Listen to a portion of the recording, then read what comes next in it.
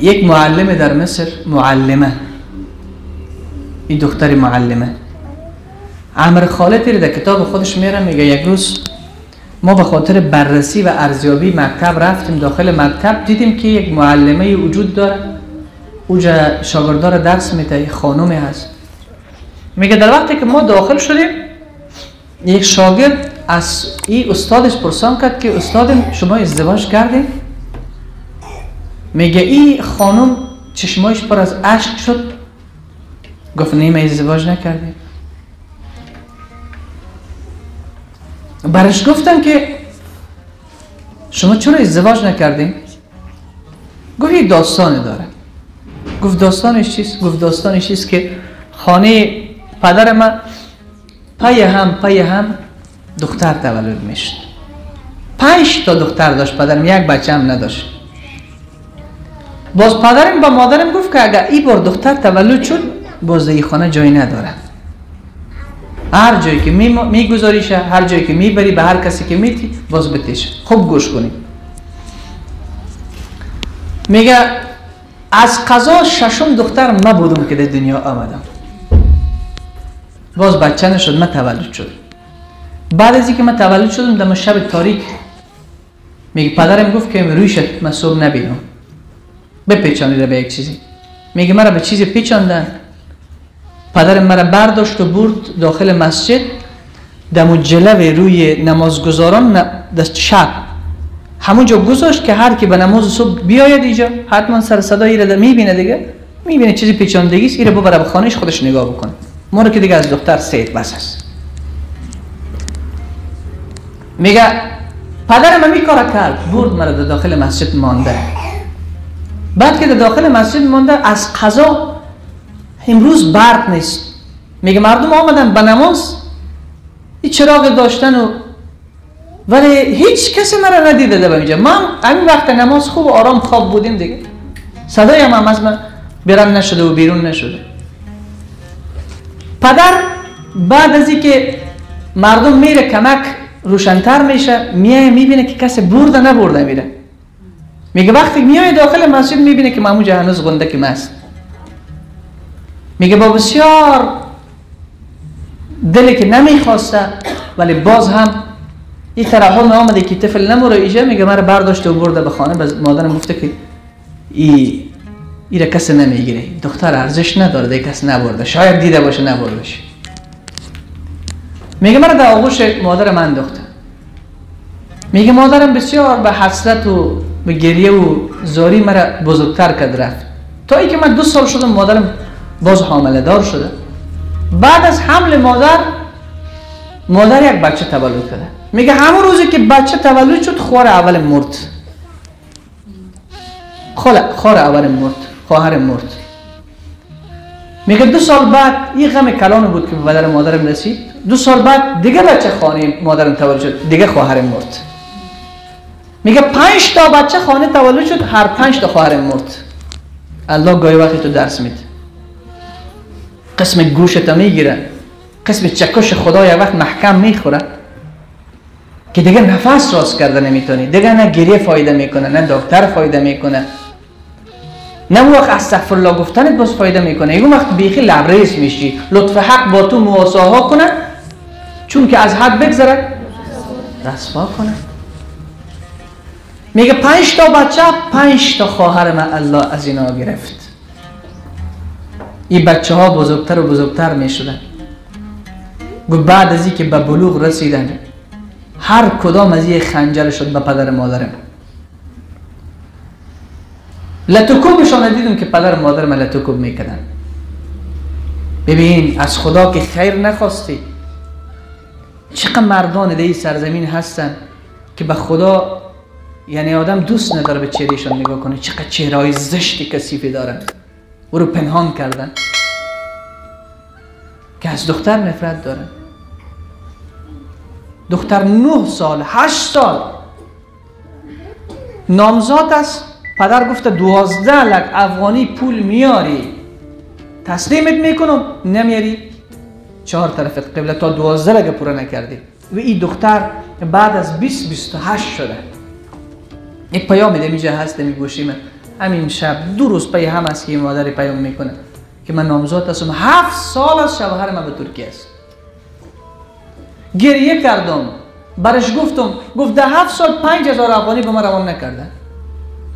برش گفتم هر چی که تو میخواهی، هر قسم زندگی میخواهی من همون تو زندگی میکنم. نه دم طلا بیار، نه موبایل کار دارم، نه عروسی کلام کردم، فقط بیا مرا عروسی که سن 28 رسیده بیا دیگه. میگه باش 5 سال بعد بود میای.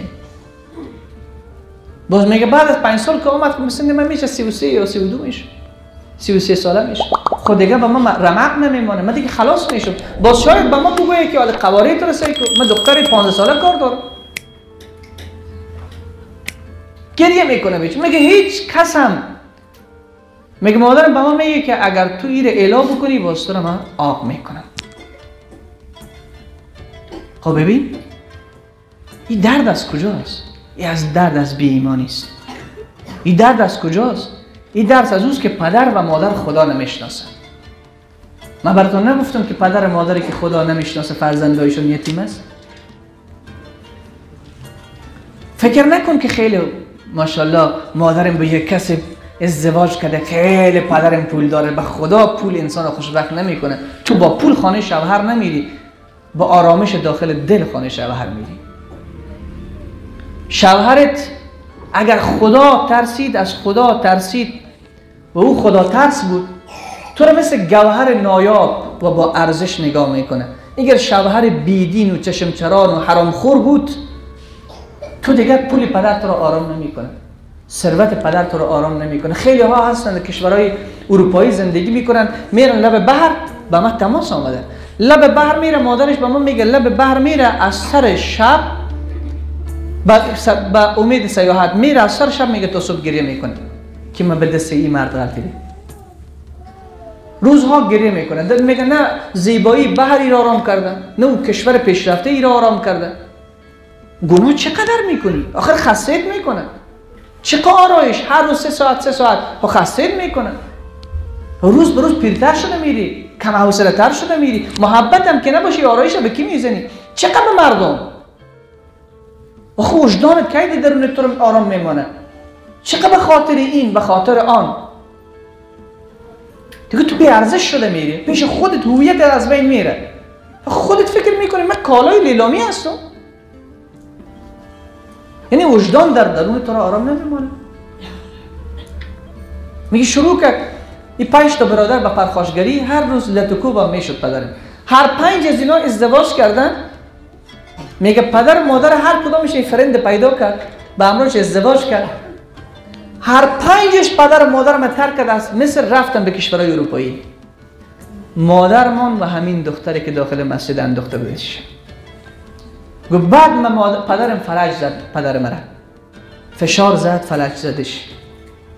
میگه من تصمیم گرفتم تا زمانی که پدر و مادرم زنده است، اگر 50 سالم بشه بعد من ازدواج نمیکنم، خدمت از اینا رو میکنم. حالا خیر به کجاست؟ حالا کی به دردش خورد؟ پس مادرها قدر خود را بدانید. اگر یک انسان بی‌هویت، یک انسان بی‌دین قدر شما را ندانست، شما جایگاهتان پایین نمیاد. شما پیش خدا خیلی ارزش دارید. آل فرعون چقدر ظالم و ستمگر بود، چقدر خائن بود. حالا آسیه میگفت دیگه من زندگی ندارم. در خانه فرعونی که فرعون میگفت انا ربکم الاعلی، من خدایتان هستم، نعوذ بالله، دعوای خدایی میکرد. ولی آسیه میدانست که دنیا روزه به پایان میرسد. اگر دنیا به کس پاینده می بود، محمد تا قیامت زنده می بود. از محبت ای دوست، از محبت دنیا کنار شو، از این گذر به درگاه پروردگار شو. عمرت طویل نیست، غافل چرا شدی؟ ناگه اجل در آید و گوید سوار شو. این دنیا چشم پود کنی باز کنی دیگر نیستی. ای بشر از چی گمان کردی که دنیا مال توست؟ ورنه پنداری که اجل هر لحظه دنبال توست. آنچه خوردی مال مور و آنچه هستی مال گور، آنچه داری مال وارث، آنچه کردی مال توست. چیزی که به درد ما میخوره اعمال ماست.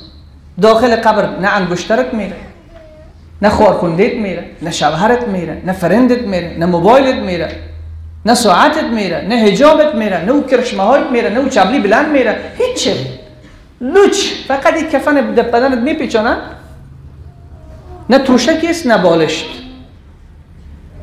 نه چراغ است، نه همدم.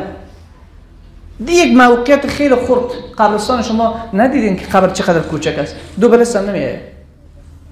اونو میجا تنهایت میگذاره.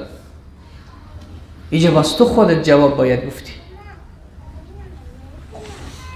گفت ما تصمیم گرفتیم تا زمانی که پدر و مادرم زنده هستن ازدواج نکنم.